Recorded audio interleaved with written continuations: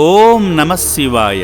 Hyderabad Ramanthapur వాస్తవ్యులైన K కమల గారు, వారి కుటుంబ సభ్యులు శివయ్య ఆశీస్సులు, శివపుత్రుల నిండైన దీవెనలు పొందాలనే గొప్ప ఆలోచనతో యాదాద్రి భువనగిరి జిల్లా చౌటుప్పల్లోని అమ్మా నాన్న అనాథ ఆశ్రమానికి విచ్చేసి మానవ సేవలో మాధవ సేవలో తరించారు. మాధవ సేవలో భాగంగా ముందుగా శ్రీ పుణ్యలింగేశ్వర స్వామిని దర్శించి స్వామి చెంత గోత్రనామాలతో పూజలు నిర్వహించుకుని కుటుంబమంతా జలాభిషేకం చేశారు.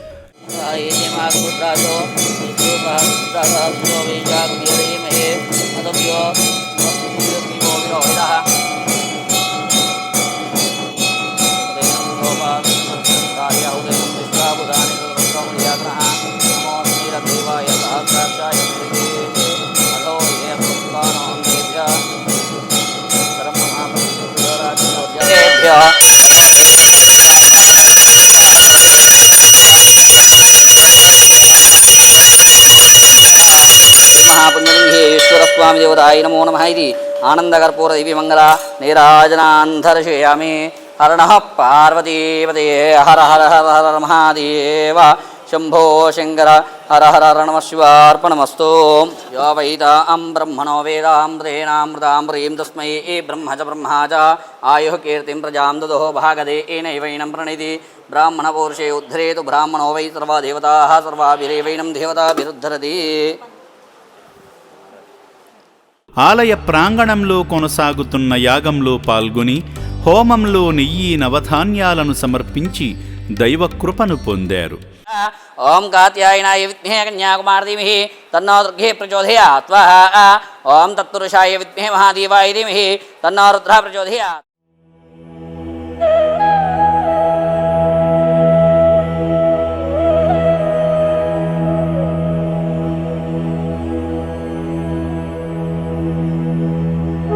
శివాలయ నిర్మాణ పనుల్లో పాల్గొని ఇటుకలు సమర్పించి తమ భక్తిని చాటుకున్నారు.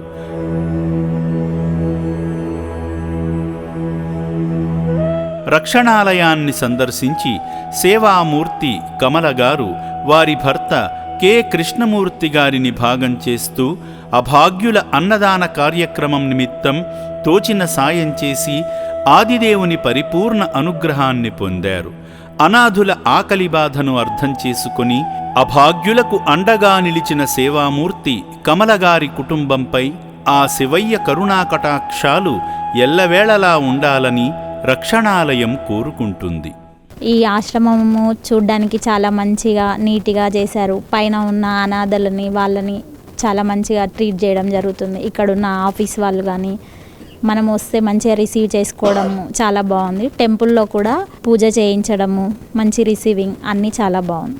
సేవామూర్తుల సాయంతో అమ్మా నాన్న అనాథ ఆశ్రమంలో రోజుకు 3 పూటల 1800 మంది మానసిక వికలాంగులకు ఉదయం అల్పాహారంతో పాటు మధ్యాహ్నము రాత్రి సమయాలలో నాణ్యమైన బియ్యంతో పాటు కూరగాయలను శుభ్రంగా కడిగి రుచికరంగా వండి అనాథులకు పెట్టడం జరుగుతుంది.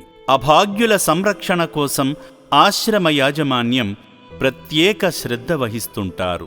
అభాగ్యుల వైద్యశాలలో వైద్యులు అనాథులకు ప్రతిరోజు వైద్య సేవలు అందిస్తూ ఆరోగ్యాన్ని మెరుగుపరుస్తున్నారు.